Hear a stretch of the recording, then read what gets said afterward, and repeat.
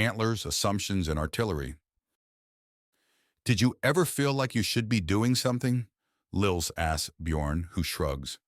I'm sure if I am missing something, I'll either catch a reprimand or receive orders about it soon, he said, and Lils considers before shrugging and cuddling closer. All that planning to come up with nothing for a plan and finding she just needed to freaking ask. Good grief. Jacob doesn't actually say anything or even turn to look, but Bladeborn is starting to get the feel for this man's axiom presence. The fact that he's trying to be stoic when his axiom is roiling like a storm is really making him easy to read. He's curious about the little booklet that Bladeborn had picked up at the entrance to the university.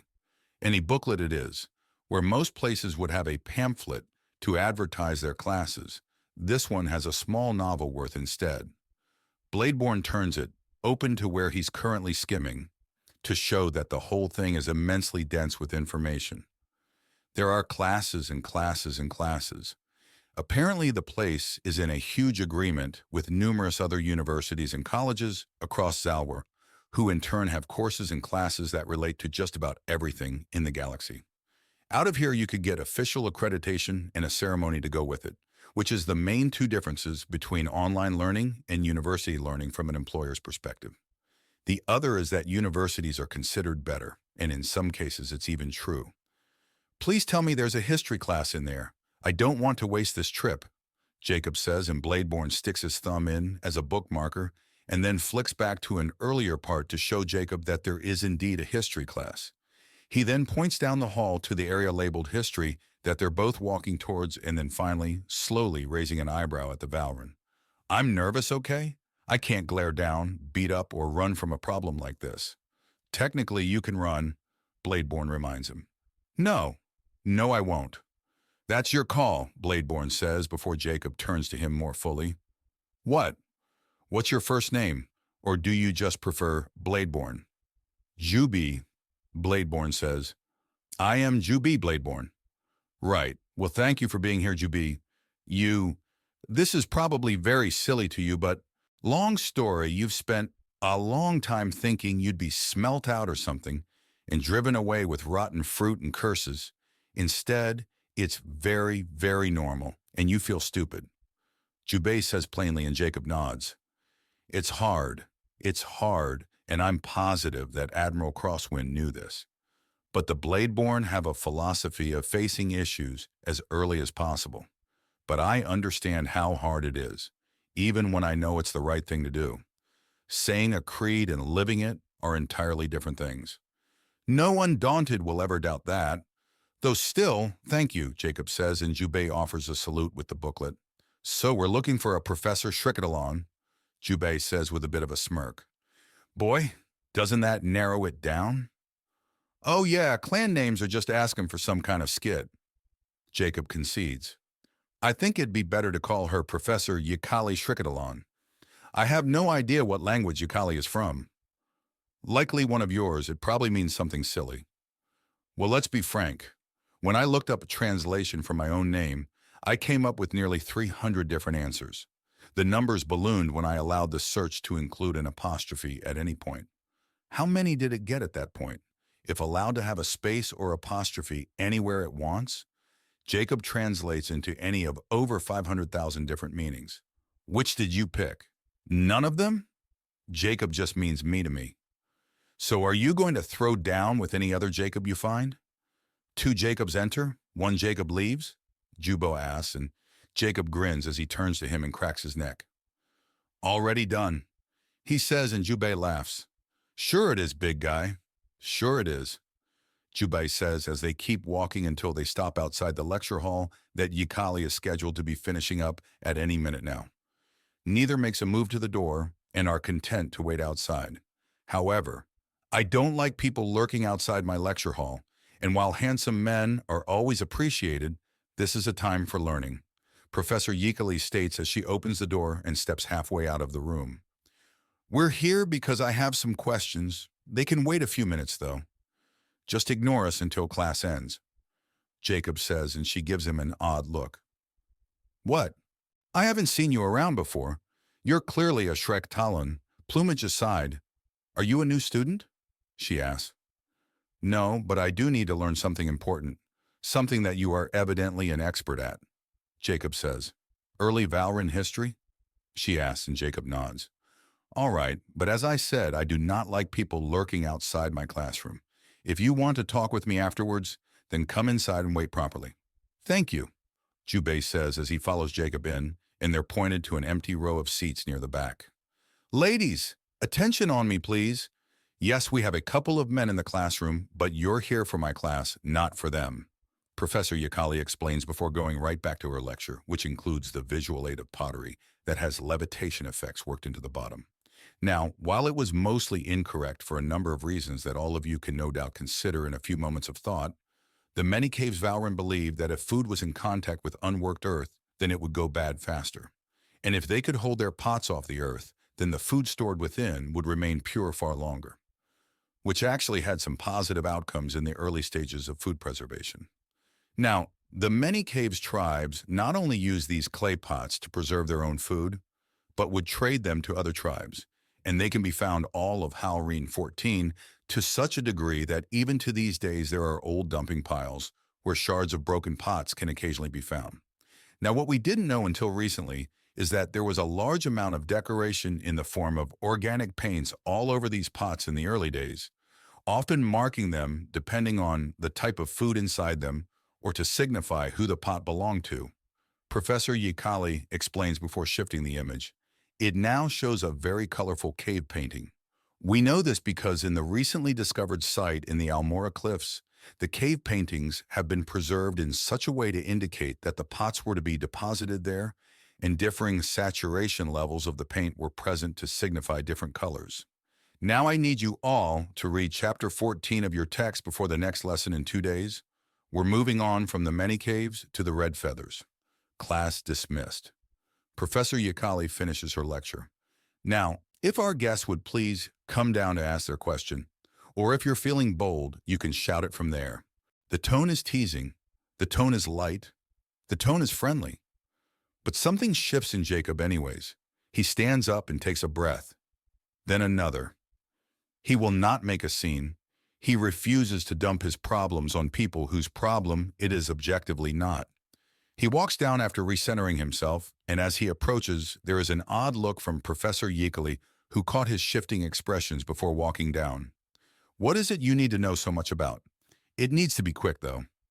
I have another lecture in an hour. Oh, that's the question I have is far from simple, though. You may as well try asking it. You never know, she says, and he sighs. I have been stripped of my heritage by a deliberately botched healing coma. Technically an execution, but with how many times it's been forced upon me, I'm not sure what I count as any more beyond myself. This was done to keep me as an innocent child for the sake of slaking the sickening lusts of pedophiles, Jacob says, and her jaw drops. I escaped and grew strong enough to come back and slaughter many in retaliation. I helped with the rescue of the other victims and am now a professional soldier. My life now revolves around violence. But my heritage says. Her wing reaches out to take a grip of his shoulder, and she looks at him, examines him closely. Shrikatalan, but not local. What enclave are you from?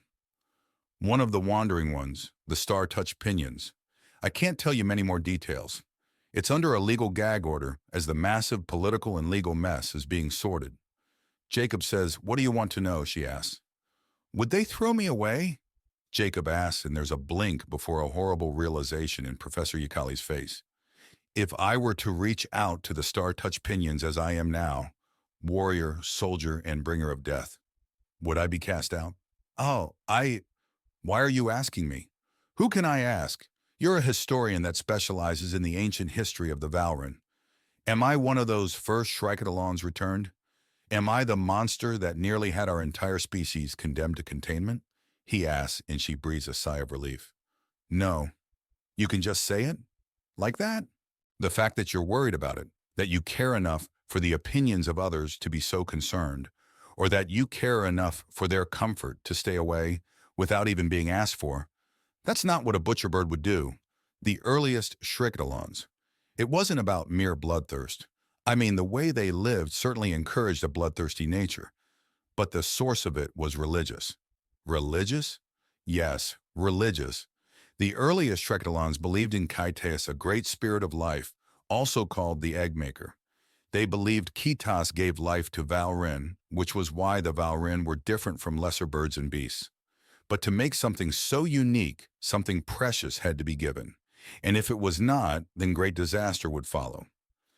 This belief started when several peaceful years were besought with plagues of ravenous insects, storm that broke the forests in many wings, sicknesses that wiped away the youngest and the oldest, and a horrific drought that turned the woods into kindling, all in rapid succession.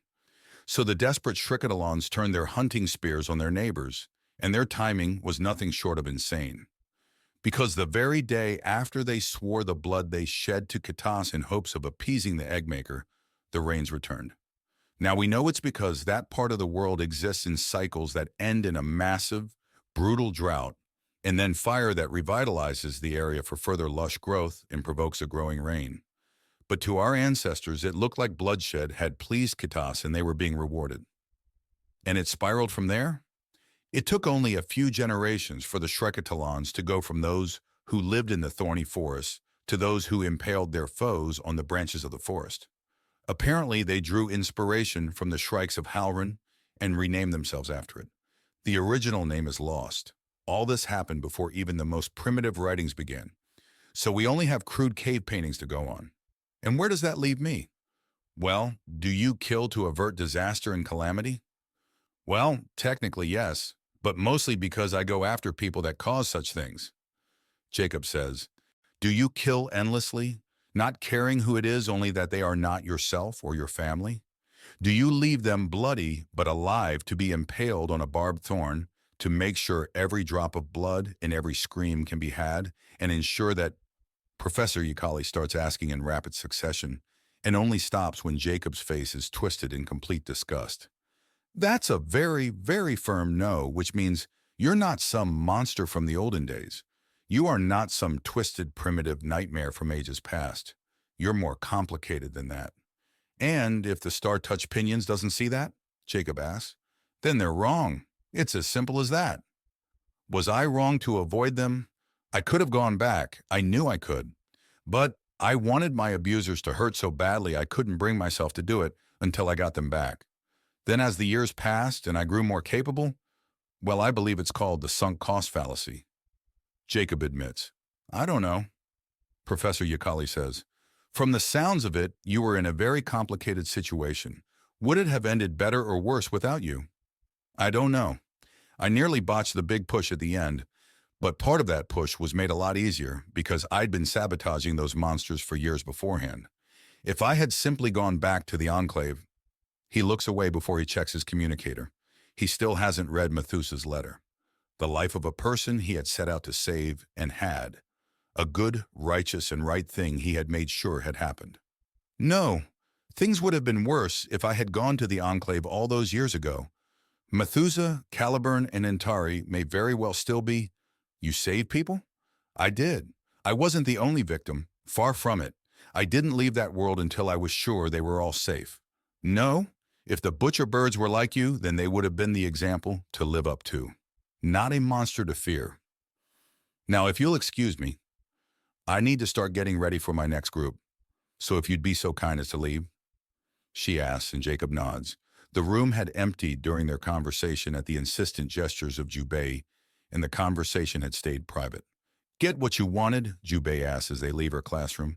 I got what I needed, but it's going to take a while to swallow it all. Maybe you should chew first? Jubei jokes and Jacob smirks.